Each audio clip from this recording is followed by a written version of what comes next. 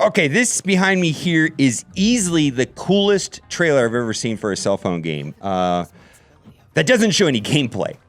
I will talk about that more at the end of the video, but it is what it is. It's Marvel. It's awesome. What is going on here? We've got Spider-Man changing into different variations and forms. And the idea of this game is it's going to be about customization. Marvel Realm of Champions. It's like a sister game to Contest of Champions that has a similar storyline. And what they were pitching at New York Comic Con is storyline and customization and this house guild system, like Game of Thrones, if you will. But what I was hyped about it is like, oh my God, variations of Hulk. Female Black Panther. We've got variations of Thor. We've got different levels of armor and cool stuff. We're going to see an Iron Man right here that is kind of like a hybrid of Invisible Woman and like right here. Take a look at this. He's like invisible, right? Iron Man with invisible Tony Stark, or is he a hologram? What is going there? I think he's a hologram, actually. I don't know. It's like scratching my head. Look at all these mixed up characters. That are like, each one is like it's like they took all the cool Marvel characters and put them into a blender and mixed them up. And this is cool because then they also show like this map back here. And I guess the idea is that you play the game, and after playing the game for a while, you pick out a guild or a faction. You know, you've got all the various factions here: Patriot Garrison, Spider Guild. They've got a Gamma Horde. And they said, if you pick out, one that corresponds with the Hulk, it's going to be tanky. If you pick one that's up with the Spider, they're going to be fast. And so it's going to make sense. Everything about this is good.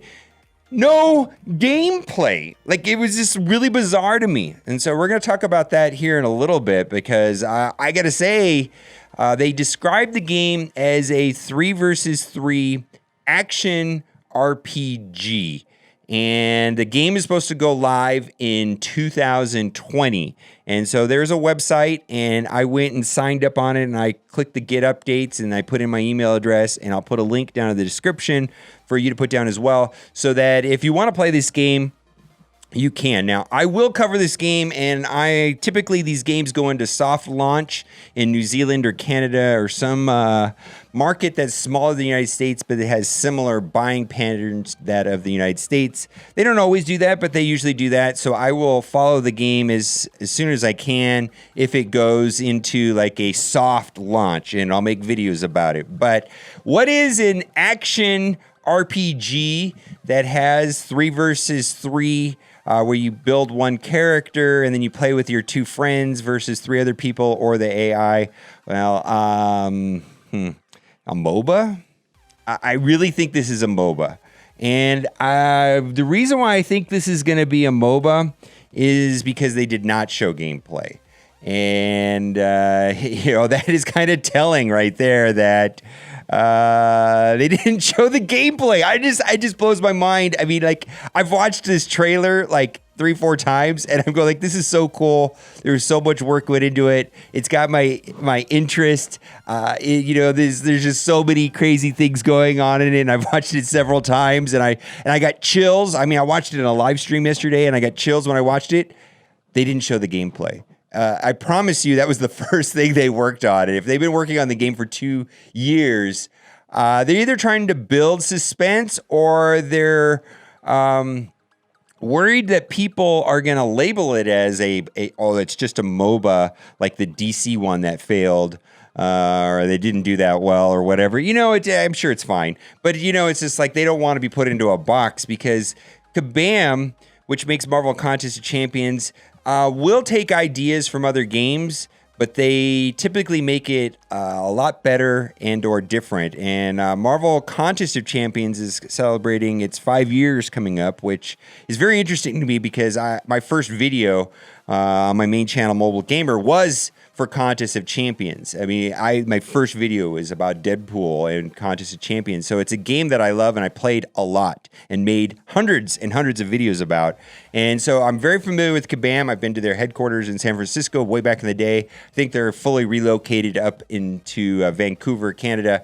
They got sold off to Netmarble. And that's actually kind of how Marvel Strike Force was born. It's actually a division of Kabam at one time, but then when Netmarble sold off or bought Kabam, and it kind of got pushed off into its own entity, I believe called Aftershock, and then it went to Fox Next and so on. But it was a division of Kabam at one time, and they've continued to develop this game right here, which is going to parallel Contest of Champions. In fact, they released on their forums a sheet right here that shows the overlay between Contest of Champions and Realm of Champions. And these are all the playable characters inside of Contest of Champions, which is a game, if you haven't played it, it's 5 years old. It's like a punch game, and you tap the screen, and you punch, and you attack, and you do ultimates, and it's about timing and knowing what characters counter other things. And it's a 1 versus AI game. So it's not 1 versus another player, it's 1 versus an AI. Is the way that it's set up. So this game is set up to be a 3 versus 3 and the only type of game that's out there. And it's interesting is that the games that came out 2 years ago, it was very heavily the 3 versus 3 MOBA for mobile games. And 2-3 years ago is about how long it takes to develop a game. So it completely makes sense that this is going to be some better version, some sort of hybrid of a 3 versus 3 MOBA. And I think I can get behind that a little bit, but largely I'm just not a fan of MOBAs. I mean, they're okay, but there's only so much you could do. I mean, I do like the competitive nature of it and the matchmaking, and I know that there's leagues and there's tournaments and there's big competitions.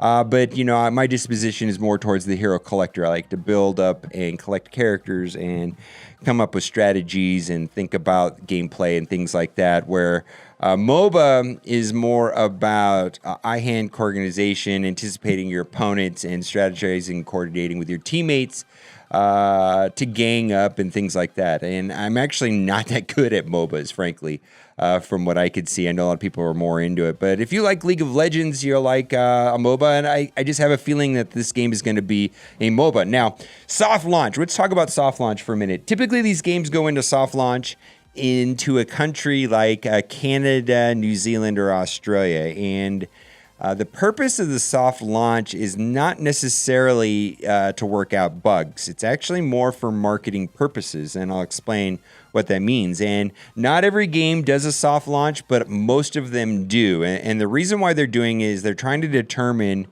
their marketing budgets and whether the game should go global and how much money they're going to spend on advertising. And so what's determined in a market like Canada and or Australia is that it has a similar market of that of the United States, only it's much smaller. And so what they're trying to determine is that if I download the game, what is the average user going to spend on this game over a year or a projected lifetime? And then a number is usually derived. It's saying that every time we get an install, the average user, you know, they're taking in people that spend hundreds and people that spend zero, but the average user is going to spend X amount of dollars. And then they're also able to determine how much it costs to get one install through advertising. And it's just a spread. So they put the game out in Canada, they monitor buying patterns, they determine a buying pattern over 3 months, and they try to project what people will spend on the game, what the retention is on the game, how much people engage with the game, how long it looks like people are going to continue to play the game for years, and how much they're going to spend on it. And then they're also able to do marketing in a way that so they can determine how much it costs to get one person to install the game. And so there's a spread. So let's say the average person will spend $15 on the game, but in advertising through Facebook and things like that, it costs $9 to get someone to download and install the game. And if there's a spread, the game will go global. And on the flip side, there's been a lot of games that just get shut down early because there is no spread, or the spread is low and it's just not worth spending the marketing money on the game. And so a lot of people think that these soft launches or betas for testing, but really it's for marketing research specifically is the whole point. And that's also the reason why games come out and they're in this soft launch and people are like, well, they built this game. How come they canceled it? Well, it's because the numbers were bad. They couldn't justify the marketing budget to push the game globally. So I will play this game in soft launch if it goes to a soft launch, and I will give instructions on how to play the game in soft launch. I'm a huge Marvel fan. This looks like a lot of fun. Are you excited? I'm kind of excited. I'm concerned that they show the 3 versus 3 tokens right here, but they don't show any gameplay. I wonder if it's a sign of weakness that it's just a MOBA. We'll see. Even if it's a MOBA, I might be excited about that too. All right, guys, thanks for watching and keep on gaming.